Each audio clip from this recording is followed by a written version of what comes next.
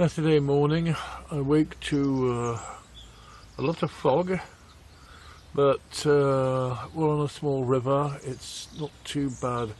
I think probably in the next quarter of an hour or so I'll put a light up on the boat and I'll make my way down towards the lock, because the tide is going down, and so I like to get out towards Plouër Rance before I go aground and have to wait until the next rising tide. So, well, I'll see what's possible. Go down to the lock and then find out what's going on. So it's a foggy morning. I don't know what is going to happen. Here we are. Just to give you an idea. It's about 8 o'clock in the morning, and high tide was about 2 hours ago. So, well, we'll just have to see how we get on.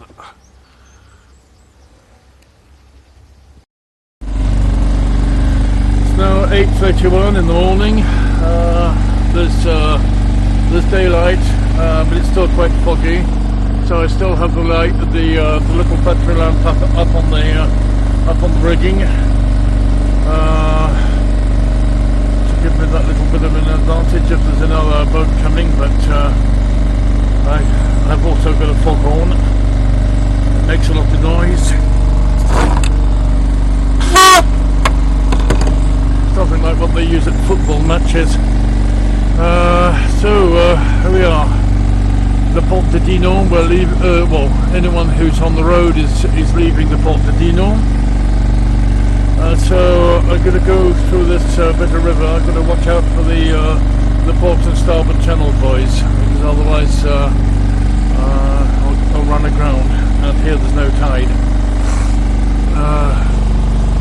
There's a lot of fog above the water. It's quite cold. My feet are rather cold, and I'll be glad when the sun's up. I'm not sure if it's going to be a very sunny day today. Might be. Oh, there's two people I met on their boat, so that they've demasted. They're going to go inland. A good friend of mine said, probably half jokingly, oars, when I discussed a question of engines on the Dinghy Cruising Association Facebook site. And well, I think a motor does come in useful when it's working properly, which this one is for the moment at least. Just simply that there are some places you go to with an engine and not with oars, because it's a long way, it's a long row, and this boat isn't suitable for rowing. The freeboard is too high. I have a scull. I can scull over the stern, but that won't get me very far very quickly. But anyway, it's a rather cold morning. I'm shivering away. Numb fingers and numb toes, and I've got to sort out the deck draining hole, because it lets in more water than it lets out. So I'm going to have to bung a cork in it or something. It's just a simple hole in the stern. So I'll sort that out when we next stop. And yes, it'd be nice to. That makes it even worse for the feet. But anyway, I'll stop complaining. Hopefully, be nice to. Well, I don't think we'll see much sun before this afternoon. So just have to manage the best I can, and just appreciate this beautiful part of the world, even in the morning fog.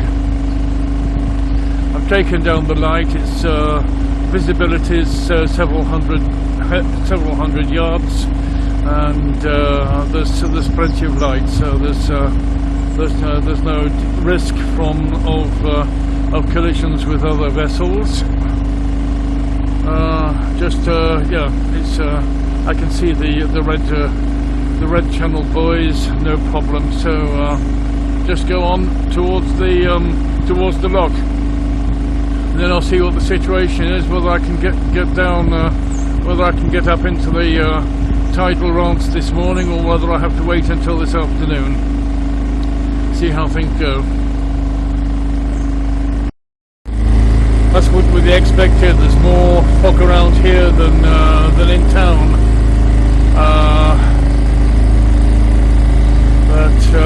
Well, hopefully it should lift in a little while. I have the impression that the sky is blue above the fog.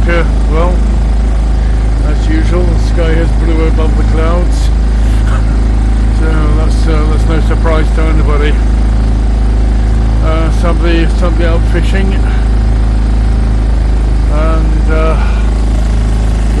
they have a lot of fire going in that house. Very wise of them. And this cockpit is full of water. It's a self-filling cockpit, so I'm going to find something to use as a cork to keep the water out. Yeah, the hull was put too low. I don't know if that's Beatiful or some owner of this boat somewhere along the way. Looks a little bit abandoned, that one does. And there's an engine on the stern. Probably doesn't work anymore. That's there's the little dock. That also looks as if it's rotting away. Yeah, it's a pity. That's why I wanted a trailer sailor. Right, something's happening now with the buoys. That's a starboard buoy, which is port going out. I've got the red on the start to the starboard. Okay, well, there's not much more to see for the moment. At last the sun is rising over there, and the sky is blue above. So hopefully very soon the fog is going to get burnt away. It's quite imperial, looking over there towards the sun and the fog.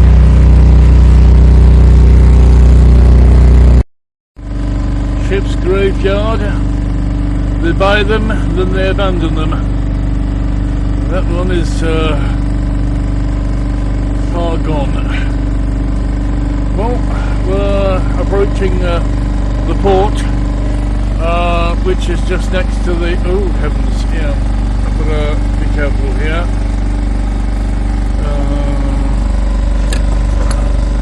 Just put my torch on.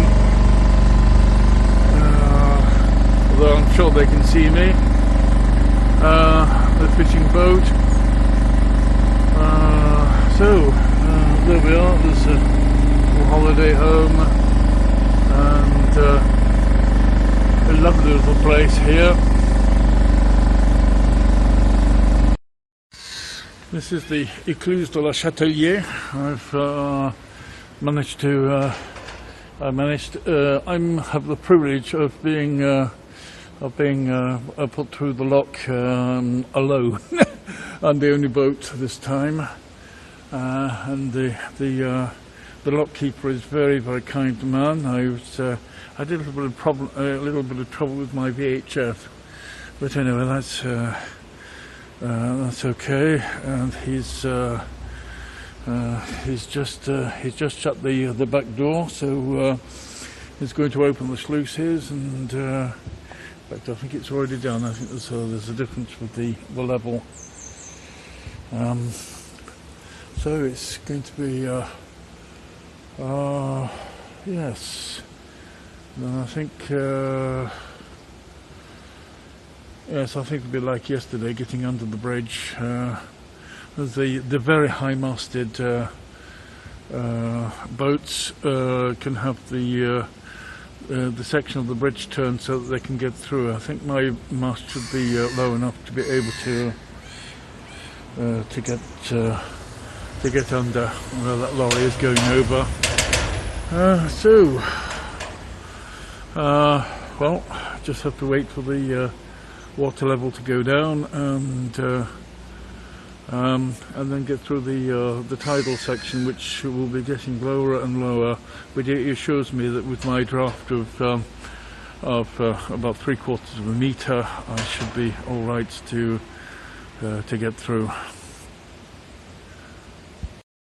I can see there's a little machine in the middle that opens the sluices. So the bathtub plug has been pulled, and it's the end of the Sunday night bath. A moment I hated because it was lovely warm water when I was in the bath as a child. Anyway, we're going down. Actually, I can feel the movement. It's quite strange, even though it's going down quite slowly.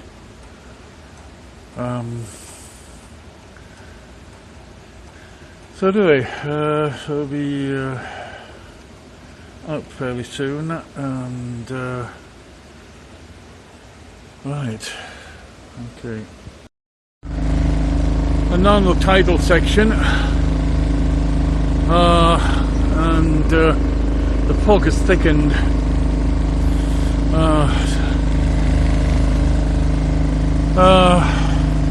Well, this boat is rather could have done with a pair of legs. Well, there'll be afloat again this afternoon. Yeah, looks rather like a nice ocean cruiser. I won't be cruising in the oceans. Well, maybe tonight, but yeah. So we'll get over to the other side because I'm getting too near the sandbank. And the starboard buoys are over there.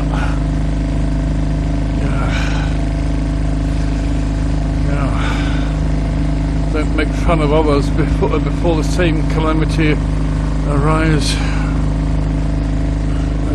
for me. Right. So, not much to see. A load of some interesting rocks, and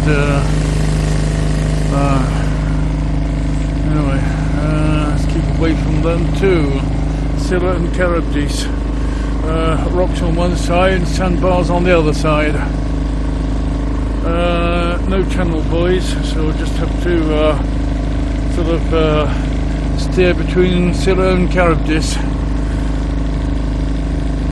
I ran aground again, but fortunately didn't get stuck. The engine was powerful enough to get me off. Of course, going the right way, because if we're going to the bottom, then you really get stuck. But anyway, I'm over on the port channel side, where the rocks are, and the sandbanks are put much further over to the other side there. Fog is still a real pea souper, so and it's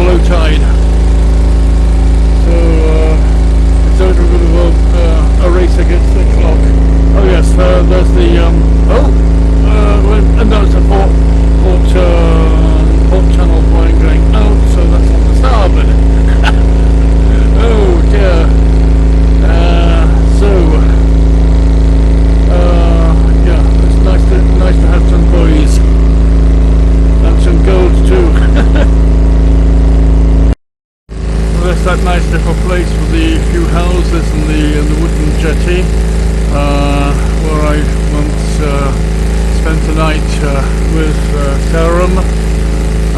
There wouldn't, well, I suppose there are a couple of keel boats, but they're on dry standing, outstanding rather, and a couple of gaffers, which are welcome to see. Both with engines, Roger. No, this is absolutely insane. There's the sun. The fog still hasn't lifted. In fact, it's come down even further. And I'm navigating by GPS on my mobile phone. And it's not very good for the Rance. It's a big table of something from the chart. Right. I'll finish here and go back to the GPS. Now Plouër sur Rance, and I think I'm going to moor. I get to moor at the slipway, the side of the slipway, and wait a bit longer for the fog to lift. But anyway, I'm out of the shallow channels, so this is a lot better here. I was thinking of taking a buoy, but no, I think I'll moor. And right, so where's the yes, over there somewhere. Yes, oh yes, it's all the way over there. I thought the building looked like an old mill, and some houses next to it. Some tiny little cabins for people to come and spend their summer holidays. Much better to spend the time here in a boat. But anyway, not everybody sails, fortunately. And here's the little tender. Somebody's gone fishing. Right. I don't know why they have a red light there. Anyway. So that's where there's a restaurant. It's said to be a good restaurant, but I had my fish and chips last night for 14 euros. I felt that I'd been ripped off, but anyway, that's how much food costs these days.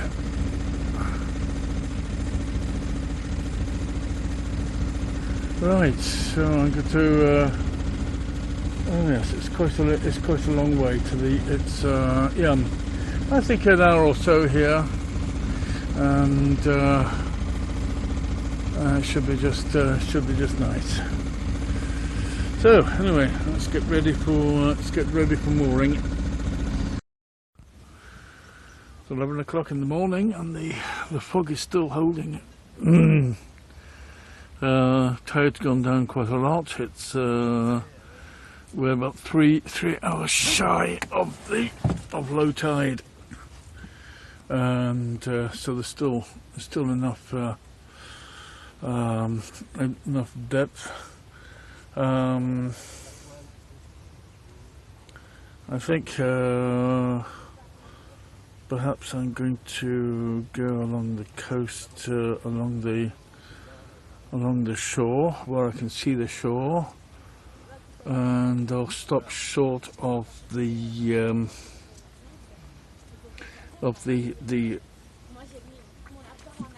lock in the dam to go to the sea. I'll have to have a good look at the timetable. I think that's what I'm going to do. I think I'm going to get moving rather than getting stuck here. And I'll look up, yes, and then I'll go up to, I might go out to the Isle of Cézembre just hope that this fog is going to lift, because I can't do very much. I don't think I'd want to go out to sea with this fog, but I'm reasonably confident this afternoon it should be a lot better. Well, it's 11 o'clock now. I was expecting it to lift a lot earlier. Anyway, we'll see how it goes. I've just looked up the tables. I can go through the dam from 1 o'clock this afternoon.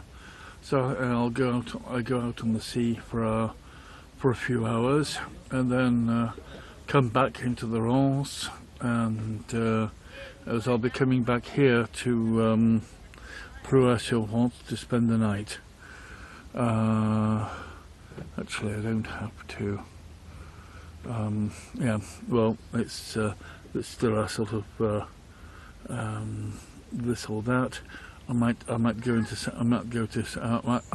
Saint-Malo tonight, and then come back and recover the boat tomorrow with the car that's here at Plouër. That's the second plan that sounds quite all right. Well, he's still afloat, and oh yes, and he's oh yeah, washing, swabbing down the decks. Right, well, I seem to have fixed the problem of the water coming in. I've put a cork in the hole in the stern, and I'm now leaving Plouër. The fog is nearly lifted. It's just being pulled away from those hills by the sun, and there are the two bridges, and oh yes, it's a nice little sailor. Yeah. Let's see. Yes. Oh yes. They're in lines. So I'm going to go up under the bridge. There's just about no wind, so I'm motoring, and doing extremely well with this Parson 2.6 horsepower engine. Smoking a bit, but doesn't always. And there's probably an adjustment that needs making in the carburetor. But the cooling system is working, so that's what I'm most concerned about. Right, so it's going to be a rather nice sunny afternoon. I can already feel the first time today I can feel the warmth of the sun. So I think this is going to be a rather nice little journey, and hopefully there'll be a bit of wind. I have decided to go out past Saint-Malo to the Isle of Cézembre. I don't think I'll be able to put to shore unless I want to be up to the waist in water. I don't think so, because I haven't brought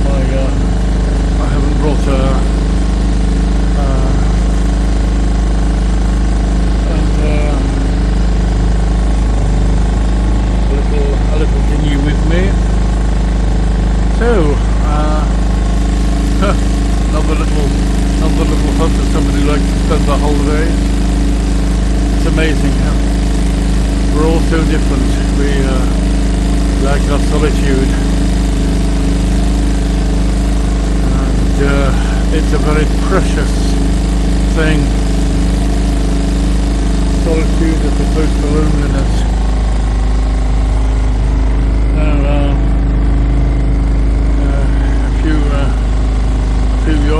ones in it, and it's either aluminium or steel, and now the weather is absolutely glorious. I saw a couple of dinghies